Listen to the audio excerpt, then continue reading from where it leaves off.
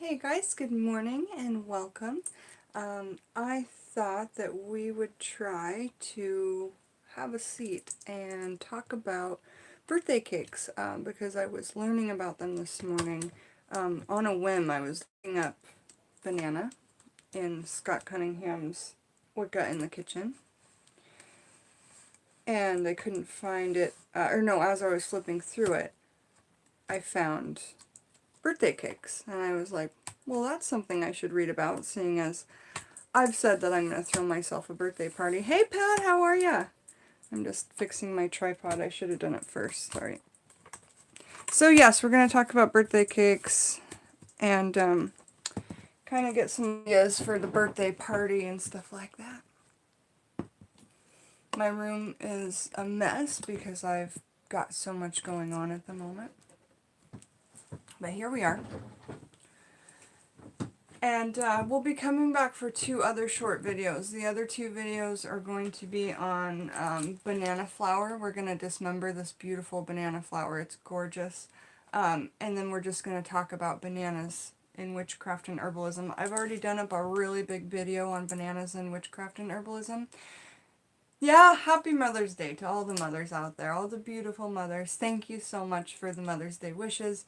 My little one's not awake yet to wish me a happy Mother's Day, but luckily she is here with me today. So thank you.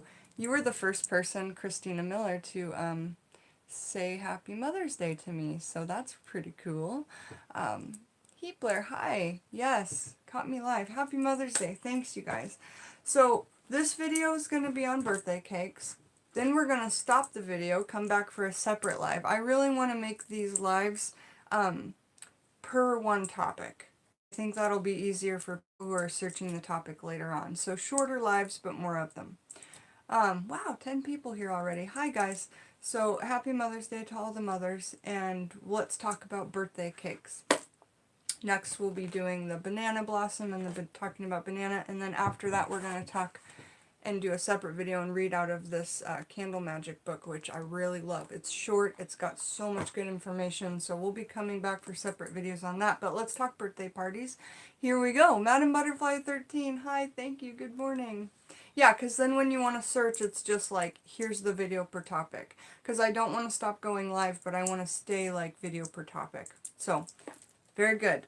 So birthday cakes. I found it in 2 spots in this book. And I looked through some of my other books, but not loads of the other books. So if you guys have any witchcraft lore or any, Wiccan lore or spiritual lore on birthday cakes, I would love it. Also, you guys, if you follow Eremitas, as we'll read in this book, you probably do know some of this birthday cake lore. So let's get into it, because like I said, I was looking for bananas, and then I just happened to flip upon birthday cake and read it. And since my birthday's coming up and we're throwing a YouTube birthday party, we'll figure out what we need to do to make it super special. So here we go. It brings it up really quickly on page 5 of this book. And it only has 1 paragraph, but it says, though food magic was born in an earlier age, it hasn't died out. Foods are used in magic in both the East and the West, through the rationale of including them, but they may have changed. Birthday cakes are an example. Most birthday cakes contained iced wishes of good luck. Why should we eat words? Originally, the words were thought to contain the energies associated with them. So the birthday celebrant who was believed to enjoy both the cake and the energy of the words. Birthday cakes are a contemporary form of food magic, whether or not those who perpetuate this ritual are aware of it. And so a lot of times we say, it's all about intent. But right here, Scott Cunningham is saying that whether or not your intent is there, when you food magic is something that you can perpetuate whether the knower is aware of the ritual or not. And that's the first time I've ever heard that said, so that was really interesting to me. Hey, Uncle Badger, hi, love, light, and peace forever. Lady Moonflower 69, Silver Willow, hi, everybody. Ozark Oracle, Nello, welcome everybody. So glad to see you all here. So then, that was what it had to say on page 5. And then we go to page 62, and it gives us a bunch about birthday cakes. So about a full page. It's on 62 and 63 for those of you who have this book. Birthday cakes. Offering a special cake to a person enjoying a birthday is a custom of obscure origin. So we don't really know exactly where it comes from. Hey, Pat. Thank you for saying that. Yeah, push like if you like this video. I super appreciate that, you guys. So obscure origin, but almost certainly it is meant to magically ensure that the recipient won't suffer poverty or hunger during the upcoming year. So that's really cool. People ask me if I'm going to have birthday cake or root beer floats, and I was like, I don't know, I've never really liked cake. Well, that changes my whole view, knowing that magically we do birthday cakes for a reason, and that it's to ensure that we are without hunger that year, and I think that that's fantastic. Birthday cakes may... And I didn't have a birthday cake last year, and this year, I have to say, there's been a few times when I've been without food, which is kind of a rarity. But I'm just being honest, I didn't have a cake last year, and now thinking about it, it's like, maybe I should have asked Mom for a cake instead of brownies, you know? And icing those words and solidifying them in. But we'll read more about that here. Birthday cakes may also be related in some ways to astrology, for the sun is obviously in the same position in the zodiac on the day of birth every year. Small candles might have originally been placed upon the cake in the shape of the person's zodiac sign. So we're definitely going to be doing that. Instead of putting the number of candles, which I won't lie to you guys, I think I'm either 36 or 37 or 38 this year, but I don't think I'm 38. I think I'm either 36 or 37, but I did stop counting quite a while back. So we won't put the number of the candles up there. However, I will tell you my age. And we'll instead put the Gemini symbol in there, because that is my zodiac. Hey, shada-da-da-da-da! Yeah, Pat, me and you and Shauna are probably about the same age. I was born in 82. So here we go. And then, so now we know that, you know, it was originally done in a person's zodiac sign. All right, so created from sacred foods like grain, butter, sugar, and eggs, which this book goes into so much. And I've done I've done a video all about eggs and sugar and maybe milk. So look back on my old videos for those. However, when you think about it, we know that we've heard the word sacred grains so many times, haven't we? Sacred grains. They've made food companies based on that word, sacred grains. So sacred grains, eggs, sugar, and butter. We know that wars were, or like maybe not wars were fought over sugar, but people really butted heads over sugar. Wars were fought over spices. At one time, cloves were more pricey than gold because they were so wanted and desired. So I think that that's really cool. Oh, I see. A little bit of an Effie on our hands, Shauna. Nice. Me too. Mine's younger as well. Okay, so just had to say. Cakes are uniquely linked with the divine and are perfect gifts on birthdays. So if somebody actually gifts you a birthday cake, that's really quite cool. If you give that gift to somebody, you're telling them that I want you to suffer no hunger this upcoming year. All right, now it gets even more detailed about how we can jazz up our birthday cakes, and I'm really excited. Hey, Linda Plummer and Nello, how are you guys? Chocolate is sacred to you. That's cool. That is awesome. Me too. I can't really go without it. However, I did finish my Reese's Pieces yesterday, and I don't have any more chocolate in the house. That'll change on my birthday, though, for sure. All right, why do we write special... Yeah, so cakes are uniquely linked with the divine and are perfect gifts on birthdays. And that's because they're created from the sacred foods, grain, butter, sugar, and eggs. All right, why do we write on special occasion foods such as birthday cakes? This involves the idea that the act of eating words, even those created out of icing, magically transfers the energies represented by those words to their eaters. So not only you... Let's say somebody makes you a personal birthday cake and it's just for you. Okay, well, all the eaters will probably just be you. But everyone who has a piece of cake, and if you write the words in the middle of a big cake and you cut it into pieces where everybody has a bite of the wordage, it's like eating a sigil. And I really like that. You could write a sentence and make it into a beautiful sigil and put it on your birthday cake, and all the eaters will be experiencing a part of this sigil. That's a really great idea. So if you don't know how to make a sigil, and you want to find out a unique way using Gnosis and the Law of Attraction, it's one of my first 10 videos. Watch my video on Law of Attraction using Gnosis Taxidermy Witch. Just search that in Google. And I'm really proud of that video. I give my instructions for how I personally do a sigil, and I activate it with Gnosis. And if you don't know what Gnosis is, it's either, well, you can do it a few ways. You can use candlelight, or you can use wanking, or you can use sex magic. Okay, and you would look at that sigil right at the point of climax, or at the point where the candlelight makes it so that you can't see much else. And then you will look at that and it burns it into the astral plane at that point. And I have personally, with my husband, been very, very successful with using things like that. And if you have more than one person participating in it, it really amplifies those energies and what you can get out onto the astral plane. And I'm sorry, I didn't really expect to share that much, but I just kind of thought while we were talking about words on a cake, how you could eat a sigil, and then it would be like a full sentence, right? Rather than just happy birthday. Hey, Rhythm Spirit, good morning. How are you? Your cocoa tree gave a great heaping this year. Nella, we have to find a way to, if you have raw cocoa beans, my husband would love to do a trade with you, because we've been trying to get our hands on cocoa beans for a long time. Yeah, so sorry if I share too much, but if you want to watch that video, it's a great video. Gnosis and Law of Attraction to make sigils.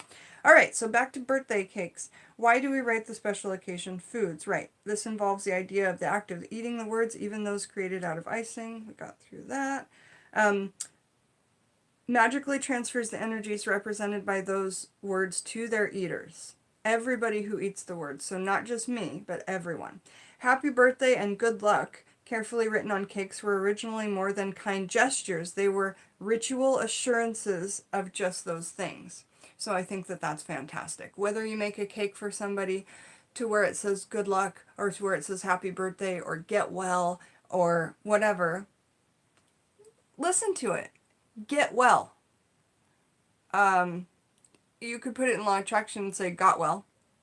Or you could make it into a sentence of Law of Attraction and use a sigil that says Jennifer has recovered from all of her ills and feels amazing. Write it like it's already happened. Make a sigil out of it. Eat it. Therefore it shall come true. Alright, some scholars claim that our modern birthday cakes topped with candles are related to those once created for Artemis. Artemis. I pronounced that wrong. The lit candles are reminders of the sacred fires of this goddess. Additionally, when a child woke on its birthday, German peasants lit cake-borne candles. So it was a German tradition by German peasants in particular that when a child woke on their birthday, the first thing they saw were these lit candles in front of them. So you would kind of wait there, you know, and then maybe rustle the child and say, happy birthday, and the first thing they saw was that. Isn't that great?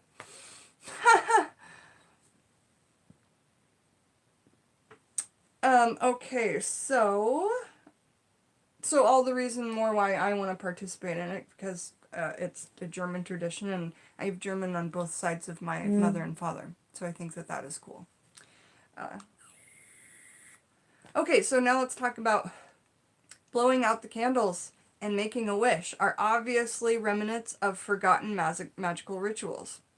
Perhaps those performed to gain the favor of Artemis.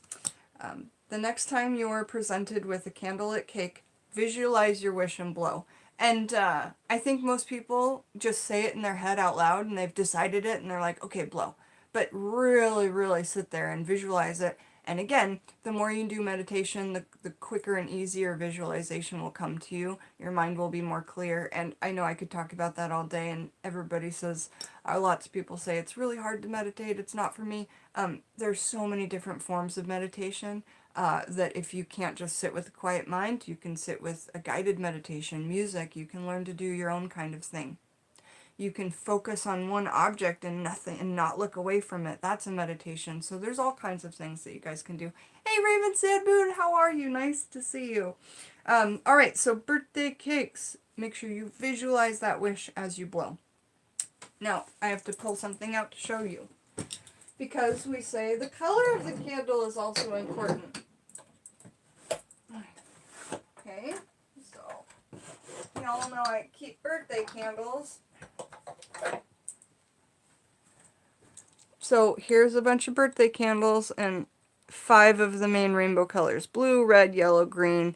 And then of course I have gotten just lately from Tess just the white birthday candles, and those are right behind me in this bag.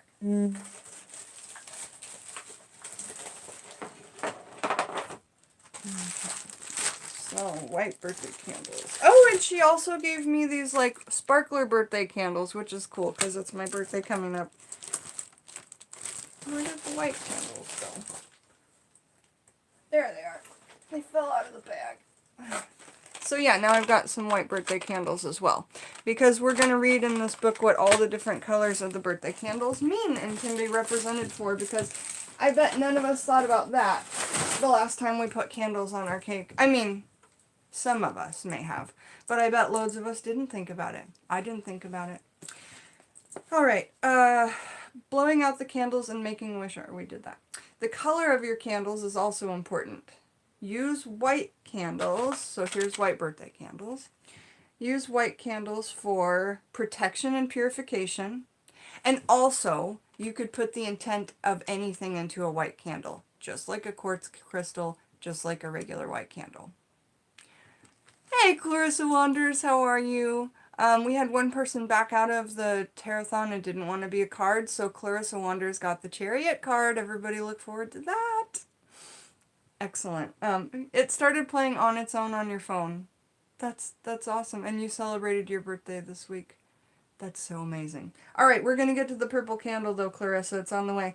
So the color of the candles is important. While using white candles for protection and purification, or you could enchant it for any meaning, or you could color it into your favorite color.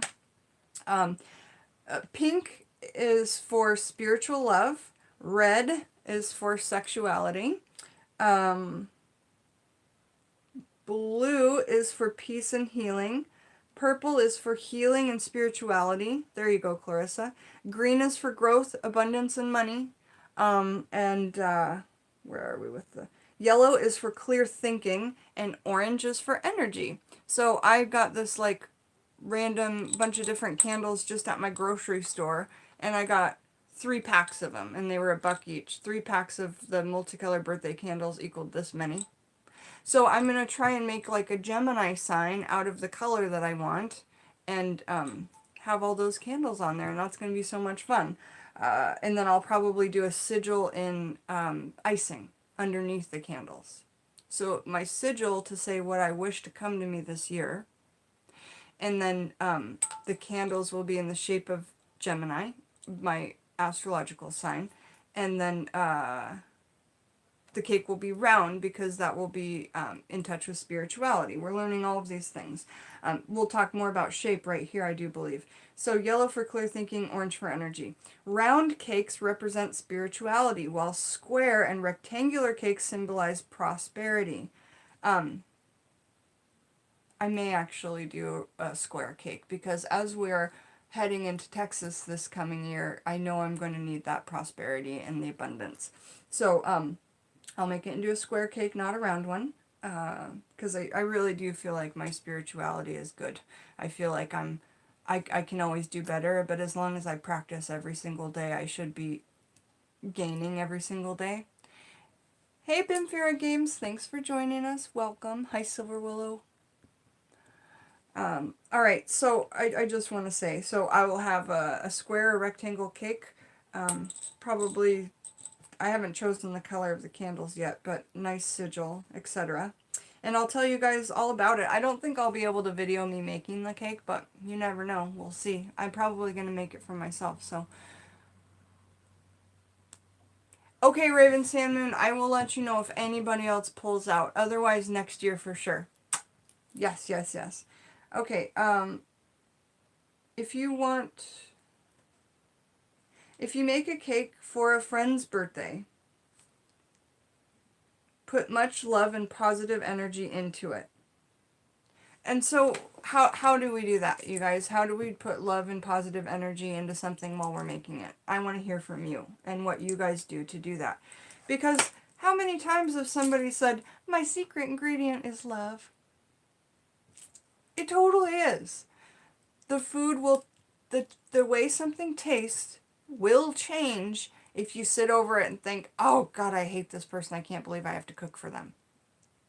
Or if you're going, I'm so glad I get to nourish my family. I'm so happy I get to be the one who seasons their food and takes care of them. And if you're radiating love over that food, it's just like the water drop experiment. If you think negatively over a drop of water, the molecule will change. And if you think positive, bright thoughts over it, it will turn into a gorgeous little snowflake molecule. It's amazing. So if you ever have any wonders about how energy works, food magic and cooking magic is like that. So Nello says, when making cakes, I draw sigils with butter on the pan. That's awesome. But like when you butter the pan, such a cool idea. It's like painting a sigil on your door and then painting over it. The sigil's still there. Then a nice dusting of flour and cinnamon. Oh, that sounds yummy. Comes out branded on the bottom. Exactly. That's so cool. And when it's on the bottom, it's like this hidden thing where you kind of are keeping it in the closet, if you will, and you're not hurting anybody. You're putting love into it. It's just your way of doing things. But if people saw a big sigil, they might go, witchcraft, I'm not eating that. People just don't tend to get it all the time. Thanks, Hollywood. Thanks, cinema. I use incense, the intense focus and push energy into it. And that's great, especially if you're just pushing that energy into it and sitting there with it. When I make like a fruit plate or a salad, it takes me so long to cut the things up because I want them to just look gorgeous and beautiful. That way somebody just really appreciates it visually before they plow into it. Hey, good morning, Heather Foley. How are you? Nice to see you. All right. So now we're going to talk about it. Yes, and that is what you do. The whole entire time you're cooking it, you're trying to stay in that really positive mindset, good energy, happy thoughts, etc. Right? So all natural cakes. Wait, if you make a wish for a friend's birthday, put much love. Okay, if you make a cake for a friend's birthday, put much love and positive energy into it. That's how we got on this talk. Ice it with appropriate symbols and words, visualizing all the time. If you wish, place the candles on the table, around the table, instead of on top of the cake. So you don't necessarily, let's say you put your cake on a big cake pan. You could put the candles around the cake, on the metal of the cake pan or the glass of the cake pan, at, just an inch away if you had an inch. Or you could put them on the actual table in your... You can bring these up to the table or something of the like, some sort of candles. You could just bring that up. Scotty's saying that you don't have to use just birthday candles. And they don't have to be on the cake. You could put candles around it to represent that as well. So if you didn't have all these different colors of candles, but you really wanted the money and abundance and financial growth this year, then you would put green candles on the table, maybe as well as on the cake on the table. The more intention you put into it, the more that you're going to get out of it, correct? Yeah, thank you. Happy Mother's Day. Hey, Ricky Buns, how are you? Welcome. All right, all natural cakes sweetened with honey, frosted with honey icing, and containing whole grains can be served to those who forego conventional junk foods. Fresh chopped fruits can also be added while keeping their magical energies. See Chapter 11. And Chapter 11 goes into all the different fruits. I've done loads of videos on all the fruits from Chapter 11. But you've got strawberry, tamarind, tangerine, prickly pear, raspberry. And, here's the intentions of the raspberry. Happiness, protection, and love. Okay? Energies of prickly pear, protection. Quince, love and protection. go through these until you find a fruit that's money and abundance and wealth, which it's not going to take long. There we go. Pineapple, healing, money, protection, and love. Pomegranate's a money food. We know that because we put pomegranate skins in our wallet and we use the seeds for money workings.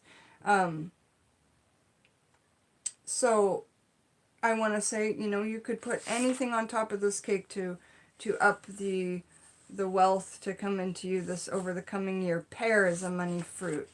What else do we have for money? So yeah, just do whatever you need for that upcoming year.